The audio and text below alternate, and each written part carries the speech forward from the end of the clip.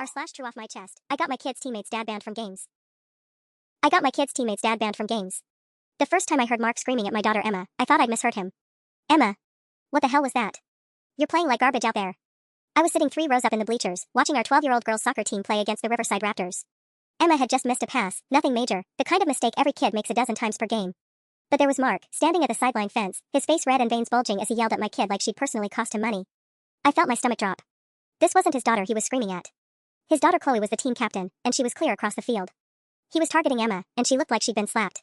Did you hear that? I whispered to Sarah, another teen mom sitting next to me. Sarah grimaced. Mark gets intense during games. Intense. Right.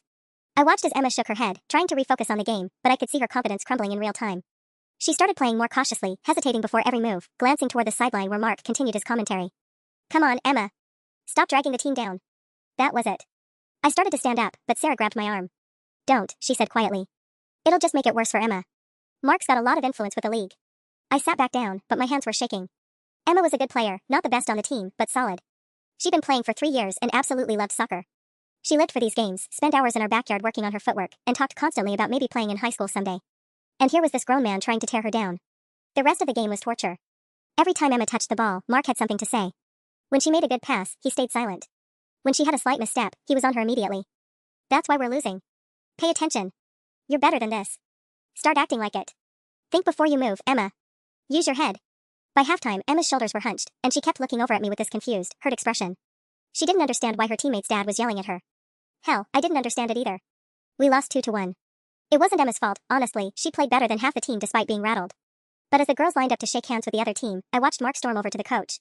Coach Williams needs to have a talk with some of these girls about focus, he said, loud enough for everyone to hear. We can't keep having players who fold under pressure.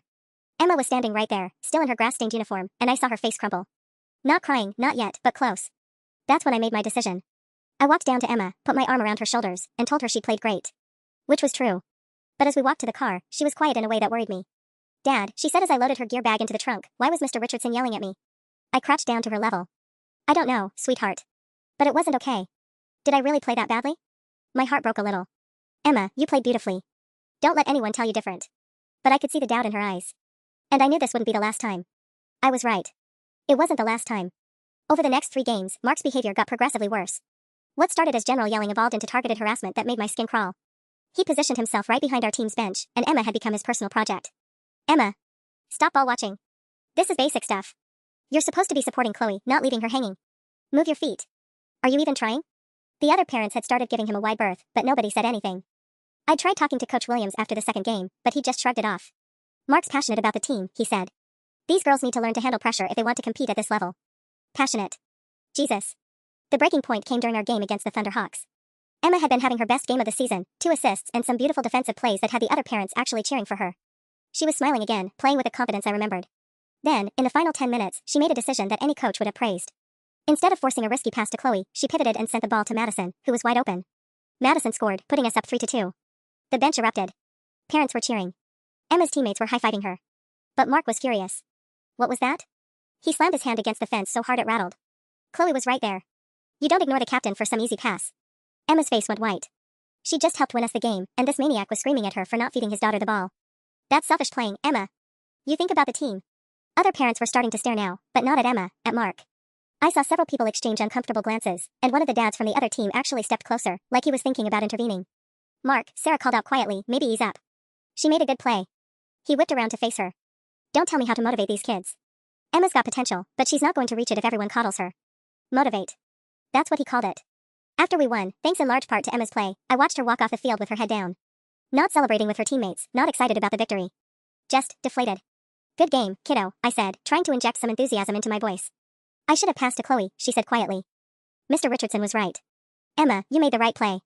Madison was open, and she scored. That's exactly what you should have done. She shrugged, but I could tell she didn't believe me. Mark's voice was louder than mine, more insistent, more frequent. And Emma was 12. She was starting to internalize his criticism. That night, she barely touched her dinner. When I asked her about the game, she just said she needed to play smarter and think about the team more. Those were Mark's words coming out of my daughter's mouth. I tucked her into bed and sat in my kitchen, staring at my phone. I'd started typing messages to other parents, to Coach Williams, to the league coordinator. But every time I got close to sending one, I'd remember Sarah's warning about Mark's influence, or Coach Williams' dismissive response, or the way the other parents seemed afraid to speak up. Emma had practice in 2 days, and another game that weekend. I couldn't let this continue.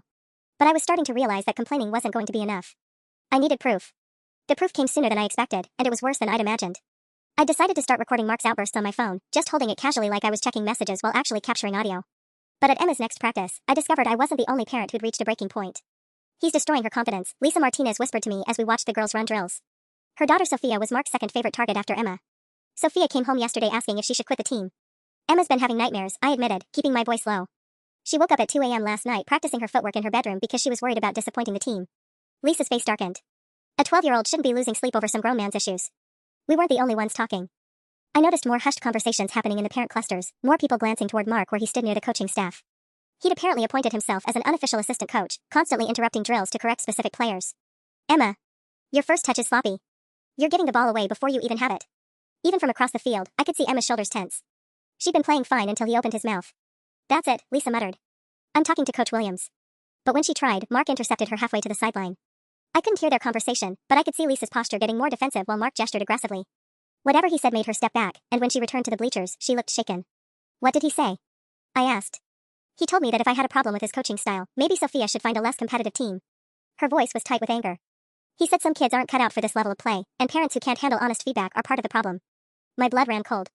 He threatened Sophia's spot on the team? Not directly. But the implication was clear. Lisa was gripping her water bottle so hard her knuckles were white. And the worst part? Coach Williams was standing right there nodding along. That's when I understood why nobody had spoken up before. Mark wasn't just some loud parent, he had real influence. His daughter was the star player, he'd been with the league for years, and apparently, he'd positioned himself as some kind of unofficial talent evaluator. He was systematically bullying kids whose parents couldn't or wouldn't fight back, and he was doing it under the guise of high standards. The practice got worse. Mark started timing Emma's sprints and announcing her results loud enough for everyone to hear. "Emma. 4 seconds slower than Chloe. You've got to want it more." He critiqued her passing accuracy during scrimmages. "That's 3 bad passes in 5 minutes, Emma. Are you keeping track?" When she finally made a beautiful cross that led to a goal, he stayed silent. But when she missed a tackle 30 seconds later, there's the Emma we know.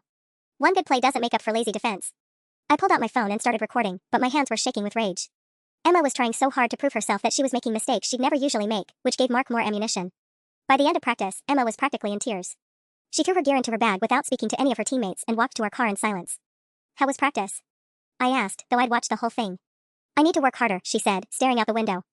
"Mr. Richardson says I'm not living up to my potential." That night, I sat in my home office and listened to the audio I'd captured. 23 minutes of a grown man systematically tearing down children. I had my proof. Now I needed to decide what to do with it. I spent the next 2 days researching the league's policies and complaint procedures. The handbook was surprisingly detailed about unsportsmanlike conduct by spectators, with specific language about verbal abuse and actions detrimental to the welfare of young athletes. On paper, it looked like Mark's behavior should be easy to address. The reality was more complicated. My first call was to Janet Morrison, the league's parent coordinator.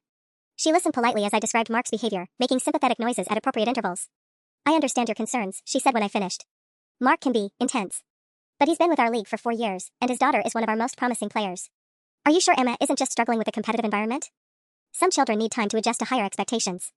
"This isn't about competitive pressure," I said, trying to keep my voice level. "This is about a grown man screaming at children that they're worthless."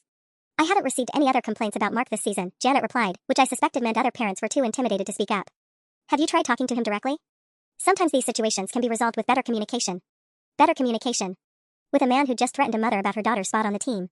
What would it take for the league to intervene? I asked. Well, we'd need documented incidents. Specific examples with dates and witnesses. And ideally, multiple complaints from different families. Her tone suggested this was unlikely to happen. "You understand, we can't take action based on one parent's concerns, especially when it involves someone as established in our community as Mark." After I hung up, I stared at my phone, feeling that familiar helplessness creeping back in. Then I remembered the audio recordings. Janet had said they needed documentation. I called back an hour later. "Janet, hypothetically, if someone had recorded instances of inappropriate behavior, would that constitute the kind of documentation you mentioned?" There was a pause. "Recording other parents without their consent could raise privacy concerns. We'd have to review any such materials very carefully." Privacy concerns. For a man screaming at children in public.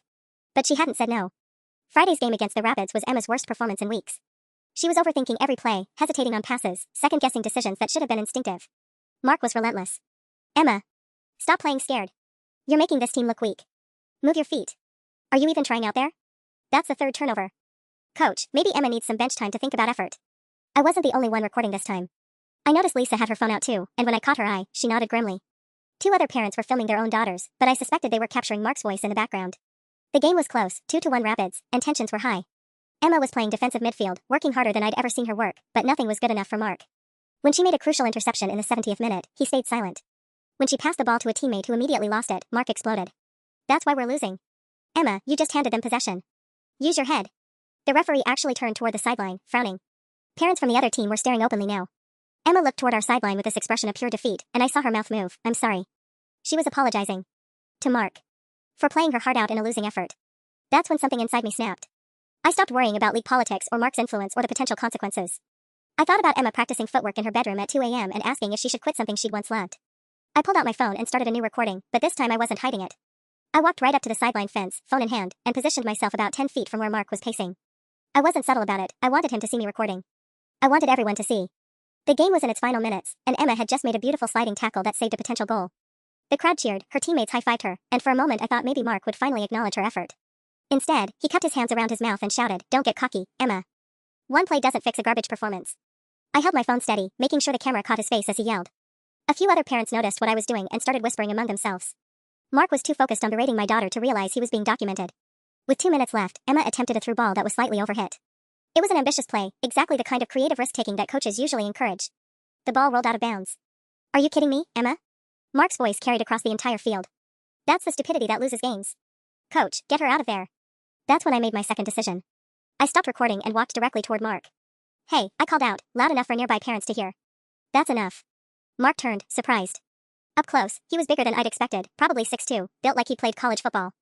His face was red from yelling, and he had that wild-eyed look of someone who'd lost control but didn't realize it yet. Excuse me, he said, with the kind of dismissive tone reserved for people he considered beneath his notice. I said that's enough. She's 12 years old. She's also dragging down my daughter's team with sloppy play. Mark stepped closer, using his height to intimidate. Maybe if you spent less time making excuses and more time getting her extra training, she wouldn't be the weak link. Around us, conversations had stopped. Other parents were openly staring now, their kids' games forgotten. I could feel Lisa moving up behind me for support, but this confrontation had been building for weeks, and I wasn't backing down. The only thing dragging down this team is a grown man who gets his kicks screaming at children, I said, keeping my voice steady. You're not the coach.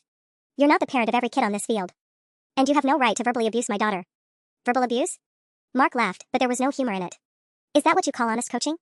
No wonder Emma's soft, she gets it from her mother. That crossed a line, and he knew it. Several parents gasped audibly.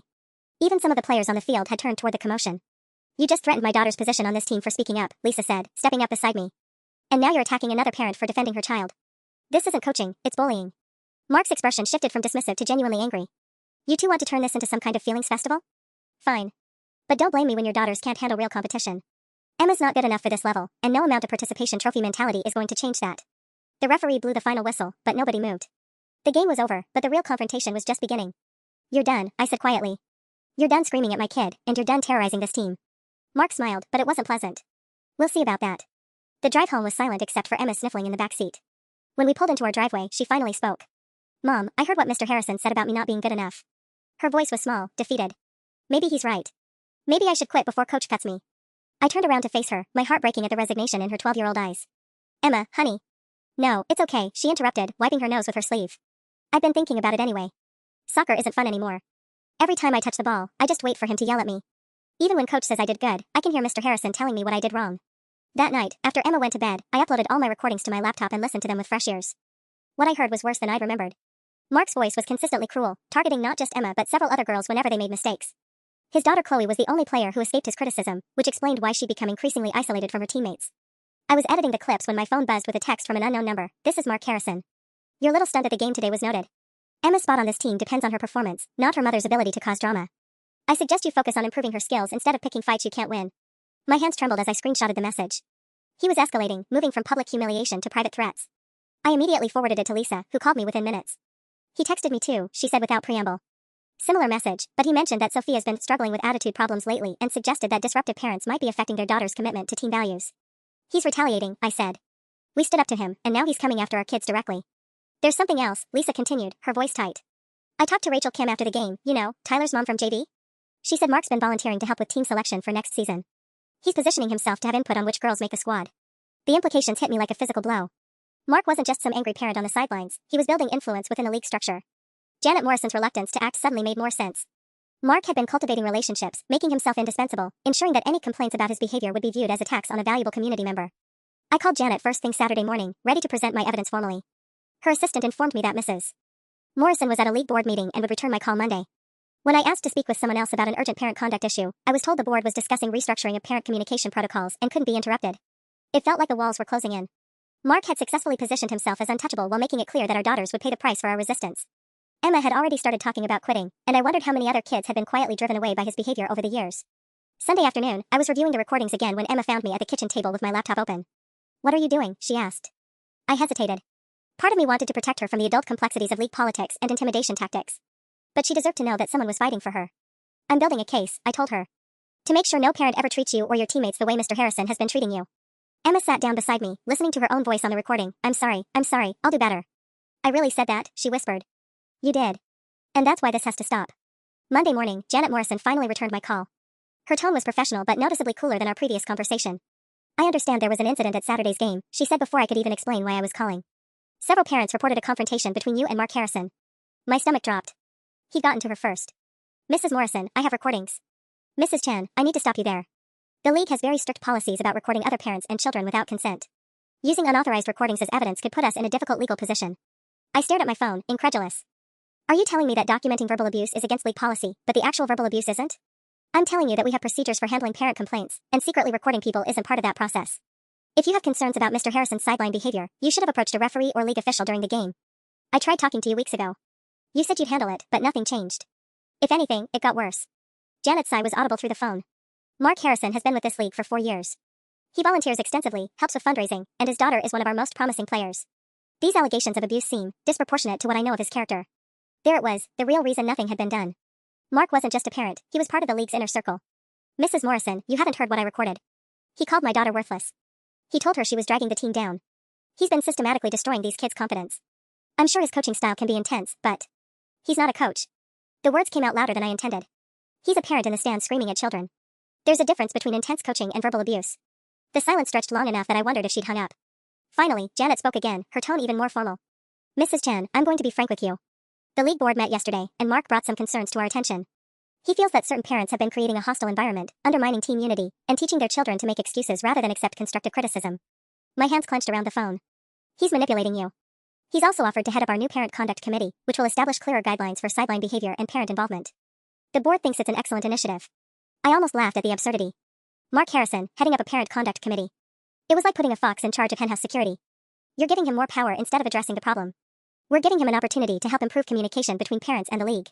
I think this could be beneficial for everyone, including Emma. The threat was subtle but unmistakable. Play along with Mark's new position of authority, or face consequences for my daughter.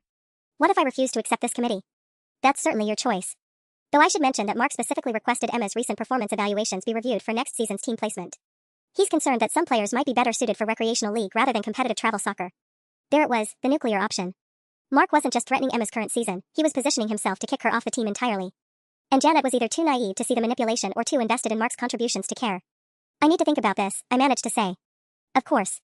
The first parent conduct committee meeting is Thursday evening. I hope you'll consider attending. Mark specifically mentioned wanting to work with you to resolve these communication issues." After she hung up, I sat in my kitchen, staring at my laptop full of evidence that apparently meant nothing. Mark had outmaneuvered me completely, transforming himself from the accused into the solution. That evening, I called my sister Jennifer. As a corporate attorney, she'd dealt with her share of workplace bullies who hid behind institutional power. I needed someone who understood how people like Mark operated. "He's isolated you," she said after I explained the situation. "Classic power play, get the authority figures on his side, then paint you as the unreasonable troublemaker. The fact that he's now heading a conduct committee is brilliant, actually. Sociopathic, but brilliant. So what do I do? Just let him win? Hell no. But you need to be smarter about this. He's controlling the narrative because he got to the league first. You need to expand the battlefield." Jennifer suggested I research whether other parents had dealt with similar issues, not just on Emma's team but throughout the league. If Mark had been doing this for 4 years, there had to be other families who'd been driven away. I started with the team roster from Emma's first year and began making calls. It was awkward at first, reaching out to parents whose kids were no longer on the team, asking delicate questions about why they'd left. But after the third conversation, a pattern emerged. Sarah Martinez had pulled her daughter from the team 2 years ago. It wasn't worth the anxiety, she told me. Sophia would throw up before every game because she was so terrified of making mistakes. There was this one parent who would just scream at the kids, and the coaches never did anything about it. David Park's son had lasted only 1 season. Kevin loved soccer, but he started having panic attacks. Said there was a mean dad who made all the kids cry. We switched to recreational league, and Kevin's been happy ever since. 3 more families shared similar stories. One mother, Patricia Valdez, was surprisingly direct. "You're talking about Mark Harrison, aren't you? That man destroyed my daughter's confidence so thoroughly that she quit sports entirely. I complained to the league, and they made it clear I was the problem." By Wednesday night, I had contacted 8 families who'd left the team over the past 3 years. 7 cited the same toxic parent behavior, though most were reluctant to get involved again. The one family willing to go on record was the Valdezes. Patricia's daughter Carmen was now 15 and had agreed to speak about her experience if it would help other kids. Thursday morning, I received another text from Mark, looking forward to working together at tonight's meeting. I think you'll find my approach to parent communication very enlightening. For Emma's sake, I hope you come with an open mind about what's best for the team. The casual threat made my skin crawl, but it also crystallized something. Mark wasn't just a bully, he was a predator who'd found the perfect hunting ground. Youth sports provided him with a steady supply of vulnerable targets and a system that protected him as long as he made himself useful to the adults in charge. I arrived at the Parent Conduct Committee meeting 15 minutes early, expecting a conference room full of concerned parents. Instead, I found Mark sitting alone with Janet Morrison and two board members I didn't recognize. The setup felt more like an intervention than a community meeting. Rebecca. Mark stood up with a wide smile that didn't reach his eyes. So glad you could make it. I was just telling Janet and the board about some ideas for improving parent-player communication. As I took a seat, Mark opened a folder and pulled out what looked like a prepared presentation. The title page read, Addressing Helicopter Parenting and Building Resilience in Young Athletes. I thought we'd start by discussing some specific examples of problematic parent behaviors, he said, his eyes locked on mine. Sometimes parents think they're protecting their children, but they're actually enabling weakness and preventing growth. The trap was perfectly set, and I was sitting right in the middle of it. Mark clicked to his first slide, the dangers of overprotective parenting in competitive sports. A bullet point list appeared, and I realized with growing horror that every item was a thinly veiled description of my own behavior over the past few weeks. When parents rush to shield their children from criticism, Mark said, his voice taking on the tone of a concerned educator, they rob those children of opportunities to develop resilience. We see this manifesting in several ways. He clicked again. The next slide read, Warning signs of helicopter parenting, followed by points like blaming coaches or other parents for child struggles and recording conversations without consent to build cases against perceived enemies. My stomach dropped. He knew about the recordings. Now, I want to be clear, Mark continued, glancing at the board members, I'm not here to attack anyone. We've all made mistakes in how we handle our children's athletic journeys. But when these protective instincts start damaging team unity and teaching children to avoid accountability, we need intervention. Janet Morrison nodded along enthusiastically. This is exactly the kind of educational approach we need. Mark, could you give us a concrete example? Absolutely. Mark's smile widened as he looked directly at me. Let's say a player is struggling with confidence issues. The healthy response is to work with coaches on skill development and mental toughness. The unhealthy response is for the parent to secretly record other parents, then present edited clips to league officials while claiming their child is being abused. One of the board members leaned forward. Are you saying we have a parent who's been secretly recording people?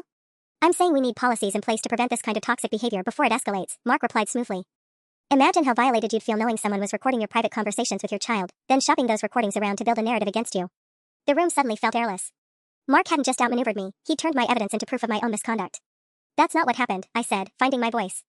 I recorded sideline behavior during public games because you wanted to build a case against me specifically, Mark interrupted, his mask finally slipping just enough to show the calculation underneath. You've been targeting my family for weeks, trying to get my daughter kicked off the team by attacking my character. Your daughter isn't the problem. You are. See? Mark turned to Janet with raised eyebrows. This is exactly the kind of adversarial thinking that poisons team culture. Instead of working together to help all our kids improve, we have parents creating enemies and teaching their children that someone else is always to blame for their struggles. Janet was taking notes. Actually, taking notes on Mark's presentation like this was a legitimate educational seminar instead of an elaborate character assassination. I've spoken to other parents who've left the team because of your behavior, I said desperately. The Valdez family, the Parks, the Martinez family. You've been calling former team families? Janet looked up from her notepad, alarm clear in her voice. Rebecca, that's completely inappropriate. Mark nodded gravely. This is what I mean about escalating behavior. When helicopter parenting isn't getting the desired results, some parents begin recruiting others to validate their grievances. It becomes a crusade. I was documenting a pattern of abuse. You were harassing families who chose to leave our program for their own reasons, Mark corrected. Asking them to revisit negative experiences to support your personal vendetta against my family. The two board members exchanged glances. I could practically see them writing me off as an unstable parent who'd gone too far. I think, Janet said carefully, we need to establish some very clear boundaries moving forward. Mark pulled out another folder. I've drafted a parent code of conduct that addresses exactly these issues. The trap wasn't just closing, it was already locked shut.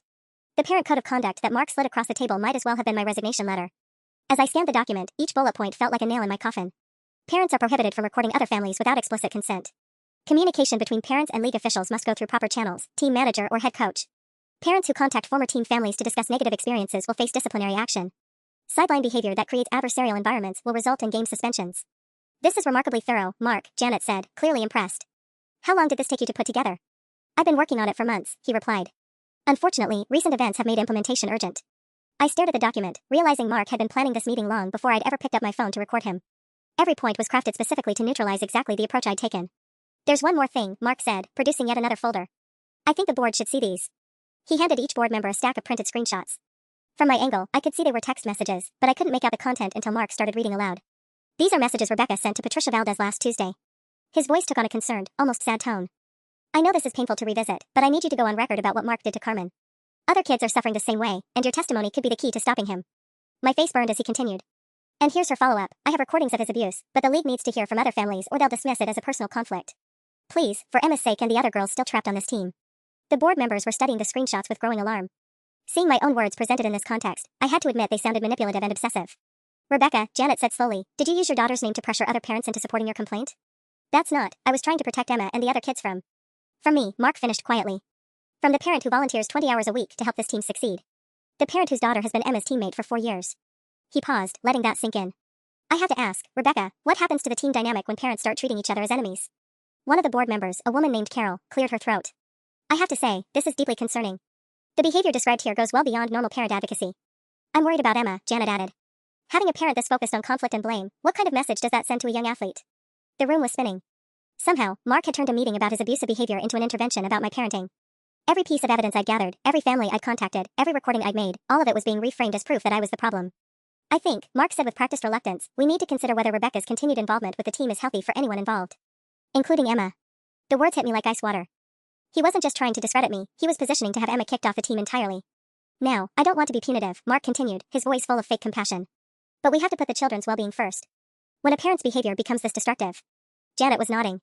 The board members were taking notes. And I realized that Mark hadn't just outplayed me, he'd been playing an entirely different game from the start. I stood up so fast my chair scraped against the floor. Stop, I said, my voice shaking with rage. Just stop with this performance. Mark's eyebrows rose in perfectly practiced surprise. Rebecca, I understand you're upset, but... No, you don't get to do this. I turned to Janet and the board members. He's been systematically bullying 12-year-old girls for months. I have recordings of him screaming at my daughter, calling her worthless, making her cry after games. And somehow he's turned that into me being the problem? Those recordings were made without consent, Carol pointed out. Which raises serious legal questions. It was a public soccer field. I snapped. There's no expectation of privacy on the sidelines during games. Mark shook his head sadly. This is exactly what I mean about adversarial thinking. Rebecca, you've convinced yourself that I'm some kind of villain, but have you considered that maybe Emma's struggles on the field are actually about... Don't. The word came out like a gunshot. Don't you dare finish that sentence. I'm just saying that sometimes when children are having confidence issues, the real problem isn't external criticism, it's that they're not getting the support they need at home to develop resilience. Janet was writing furiously. Mark raises an interesting point about building mental toughness. Mental toughness? I laughed, but there was no humor in it. Is that what we're calling emotional abuse now? See, this is concerning language, Mark said, turning to the board. Everything becomes abuse or bullying when really we're talking about normal coaching feedback and parent encouragement. I heard you, I said desperately. Multiple times. Other parents heard you. You told Emma she was dragging the team down, that she needed to stop playing like a scared little girl. I encourage all the players to push themselves, Mark replied smoothly. If Emma interpreted standard motivational language as personal attacks, that suggests she might not be ready for competitive soccer. The trapdoor kept opening wider beneath me. Every word I said was being twisted, reframed, used against me. What about the Martinez family? I tried. They pulled Sophia off the team specifically because you contacted them and convinced them there was a problem, Mark interrupted. Rosa Martinez told me about your call. She said you were very persistent about getting her to confirm negative experiences. My mouth went dry. She told you about my call? Rebecca, most of these families have been friends for years. When a parent starts making accusations and asking people to go on record against other parents, word gets around pretty quickly. I could feel the board members' sympathy evaporating in real time. Mark had somehow turned my investigation into evidence of harassment, my advocacy into obsession, my protection of Emma into proof that I was the toxic parent. I think we need to take a step back, Janet said carefully. Rebecca, I'm going to recommend you speak with our family counselor before Emma returns to team activities. You're suspending her? My voice cracked. We're suggesting a cooling-off period, Carol clarified. For everyone's benefit. Mark nodded gravely. I think that's wise. And Rebecca, I want you to know, despite everything that's happened between us, I genuinely hope you and Emma can work through these challenges. The concern in his voice sounded so authentic that for a split second, I almost believed it myself. Almost forgot that this entire meeting was his orchestration, his trap, his systematic destruction of everything I built. This isn't over, I said quietly. Mark's smile never wavered. I really hope it is. I walked to my car on unsteady legs, my hands shaking so badly I dropped my keys twice trying to unlock the door. Once inside, I sat in the parking lot for 20 minutes, staring at the league office building and trying to process what had just happened. Mark hadn't just anticipated my complaint, he'd weaponized it. Every move I'd made, every family I'd contacted, every recording I'd gathered had been carefully monitored and cataloged. He turned my evidence into proof of my instability, my advocacy into harassment, my protection of Emma into a threat to her own well-being. My phone buzzed with a text from David. How did it go? Please tell me he's banned. I couldn't even figure out how to begin explaining this. Instead, I called him. Rebecca? What happened? You sound... They suspended Emma from the team, I said, my voice hollow. What? How is that possible? You had recordings. He had a counter-presentation. With witnesses. And documentation. And screenshots of my text messages to other parents. I laughed bitterly. He made it look like I was the one creating a toxic environment. The silence on the other end stretched so long I thought the call had dropped. David? I'm here. How did he even get your text messages? Other parents gave them to him. Apparently they'd been reporting back to him this whole time. The betrayal was a fresh wound. Patricia Valdez, the Gonzalez family, everyone I thought was supporting us was actually feeding him information. Jesus Christ, Rebecca. This is insane. The board thinks I need family counseling before Emma can return to team activities. They're treating me like I'm the unstable one who's been imagining abuse that doesn't exist. David was quiet for a moment. Then, what does this mean for Emma? That was the question that made my chest tighten with panic. I don't know. She doesn't know about the meeting yet. She's still at school thinking everything's normal, thinking we finally stood up to him. We need to talk to a lawyer. With what money? And for what? He didn't technically do anything illegal. He just outplayed me. I rested my forehead against the steering wheel. God, David, what if they're right? What if I did make everything worse? Stop. Don't let him get in your head like that. But it was too late. The doubt was already creeping in, poison tendrils wrapping around my certainty. Had I really heard what I thought I heard? Had my protective instincts made me paranoid, twisted normal coaching feedback into something sinister? I have the recordings, I said weakly. Then we play them for someone else. The school district, other parents, someone who can listen objectively. He has a new policy proposal that makes recording other parents grounds for league removal. And he's got the board convinced that my adversarial behavior is damaging to the children's mental health. My phone buzzed with another call. Emma's school. David, I have to go. The school's calling. Rebecca, don't make any decisions right now. We'll figure this out. I switched calls. Hello? Mrs. Patterson? This is Principal Williams at Riverside Middle. I'm calling because Emma asked to speak with our counselor today. She seemed quite distressed about something involving her soccer team. My blood ran cold. Distressed how? She was worried that her performance was disappointing her teammates' families. She mentioned feeling responsible for letting people down. The principal's voice was careful, professional. Has there been some kind of incident? I closed my eyes, seeing exactly what was happening. Mark's poison was already spreading, already reaching Emma even while she sat in her classroom, miles away from the soccer field. There's been some conflict between parents, I managed. Nothing Emma needs to worry about. I see. Well, she seemed quite concerned about whether she should quit soccer altogether. She said she didn't want to cause problems for anyone. The trap was closing around us from all sides now. Mrs. Patterson? Are you still there? Yes, I'm here. I forced my voice to remain steady. I'll talk to Emma when she gets home. Thank you for calling. Before you go, Emma also asked if there was somewhere else she could play soccer. She seemed to think changing teams might help the situation. I wanted to check with you before providing any information about other local leagues. My heart sank. Mark's strategy was even more comprehensive than I'd realized. He wasn't just isolating me from the parent community, he was making Emma feel so unwelcome that she'd remove herself from the team entirely. No messy confrontation required, no obvious villain. Just a 12-year-old girl who'd been convinced she was the problem.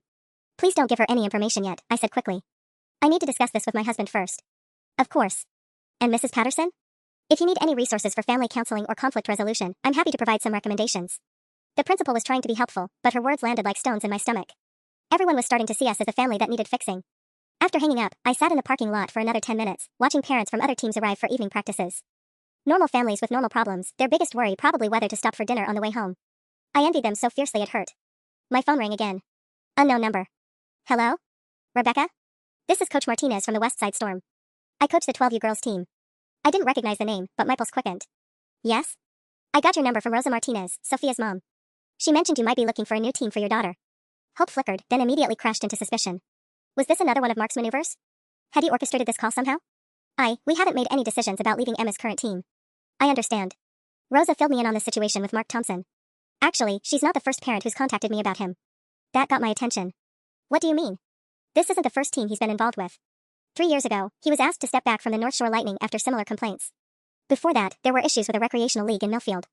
My hands were shaking again, but this time with vindication rather than shock. There are other families? Other kids he's targeted? I can't give you specific details, but let's just say you're not crazy, and you're not the first parent who's tried to address his behavior through official channels. Then why is he still coaching? Why doesn't anyone stop him? Coach Martinez sighed. Because he's smart about it. He moves around before things get too heated. He has influential friends. And he's very good at making the complaining parents look like the problem. The trap was even bigger than I'd imagined. This wasn't just about Emma or our team, this was Mark's established pattern. A predator who'd figured out how to systematically abuse children while making their parents look unstable for objecting. Coach Martinez, would any of these other families be willing to go on record? If there's a pattern of behavior.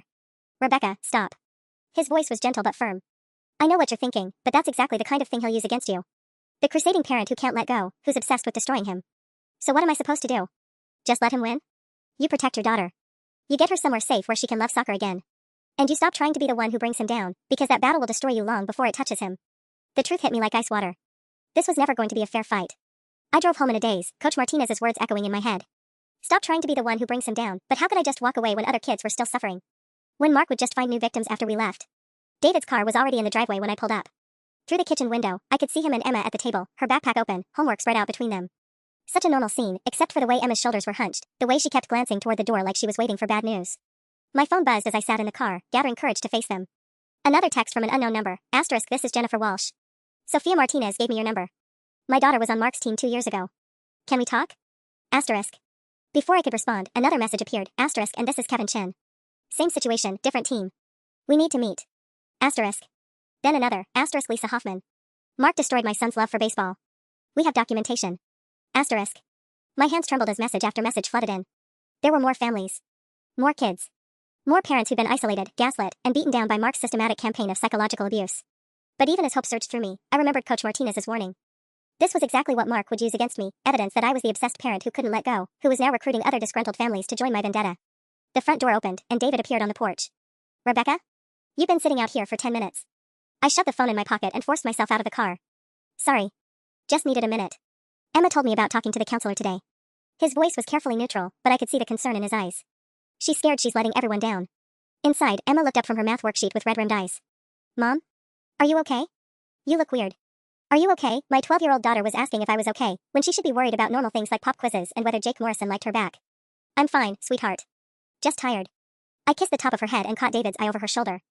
He nodded toward the living room. We needed to talk. Finish your homework. Dad and I will be right back. In the living room, I showed him the messages. His face grew darker with each one. Rebecca, this changes everything. If there's a pattern.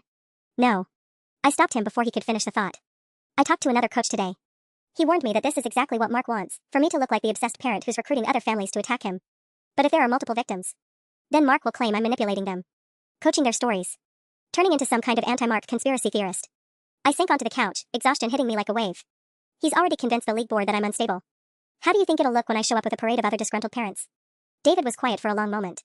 Then, what did the board actually say about Emma? Can she practice this week? She's suspended pending our completion of family counseling. The words tasted like poison. We have to prove we're mentally stable before she can rejoin team activities. And if we don't do the counseling? Then she's off the team permanently. Emma's voice drifted in from the kitchen, humming softly as she worked. The same tune she always hummed when she was trying to calm herself down. I realized she'd been doing it more and more lately. David, what if we just leave? Find another team, start over somewhere Mark can't reach us? Is that what you want? I want my daughter to love soccer again. I want her to stop humming anxiety songs while she does homework. My phone buzzed. Another message from Jennifer Walsh, asterisk Rebecca, we're meeting tomorrow night. There are 7 families now. Please come. Asterisk. 7 families. 7 kids whose childhoods had been damaged by one man's cruelty. But Emma was still humming in the kitchen, and Mark was still winning. I stared at the message for a long time before making my decision. Not the decision everyone expected. I deleted the thread of messages and blocked the numbers. Then I called Coach Martinez back. Is the offer still open for Emma to join your team? Of course. We'd love to have her. What about the other families? The ones who contacted me tonight? He was quiet for a moment. Rebecca, I need you to understand something. Those families? They've been fighting Mark for 3 years. 3 years of appeals, documentation, meetings with league officials. Their kids quit soccer. Their marriages suffered. Some of them are still in therapy. And Mark? Still coaching. Still moving from team to team. Still winning. I closed my eyes. So I let him win too? No. You save your daughter. That's not letting him win, that's refusing to let him destroy what matters most. The next morning, I sat Emma down before school. Sweetheart, how would you feel about switching to a different soccer team? Her face went through a series of emotions, surprise, hope, fear. Would I still get to play with Sophia? Actually, yes. Her mom Rosa thinks you two would be great teammates. For the first time in weeks, Emma smiled. Really smiled. What about Mr. Thompson? Will he be angry? Mr. Thompson won't be part of your soccer life anymore. Good. The word came out fierce and sure. I don't want to be afraid to play anymore. 2 days later, we attended Emma's first practice with the West Side Storm. I sat in the bleachers, watching my daughter run across the field without looking over her shoulder for approval or cringing in anticipation of criticism. She scored twice in the scrimmage. When the second goal went in, she threw her arms up and hooped with pure joy, no checking to see if adults approved, no anxiety about whether she was supposed to celebrate. Coach Martinez jogged over during water break. She's got real talent. And more importantly, she loves playing. She used to. I wasn't sure if that was still true. Watch her, he said, nodding toward the field where Emma was showing Sophia a new move she'd invented. That's a kid who remembers why she started playing. My phone buzzed. A text from an unknown number, asterisk this is Mark Thompson. Running away won't solve Emma's fundamental issues with teamwork and commitment. When you're ready to address her behavioral problems seriously, you know how to reach me. Asterisk. I stared at the message for exactly 5 seconds. Then I blocked the number and deleted the text. Mom. Emma was waving at me from the field. Did you see my goal? I saw both of them. You were amazing. She beamed and ran back to her teammates, kids who high-fived her mistakes and cheered her successes. A coach who knelt down to her eye level when giving feedback. Parents in the stands who called encouragement to all the players, not just their own. This was what youth sports was supposed to look like. 3 months later, Emma scored the winning goal in the regional championship. As she was mobbed by celebrating teammates, I thought about the family still fighting Mark, still trying to prove his pattern of abuse to officials who didn't want to see it. I felt guilty for about 30 seconds. Then Emma ran over, sweaty and grinning, holding up her medal. Mom, can we get ice cream? The whole team's going. Absolutely, I said, and meant it. Sometimes protecting what you love means walking away from the fight. Sometimes the only way to win is to refuse to play their game. Emma was playing soccer again. That was victory enough.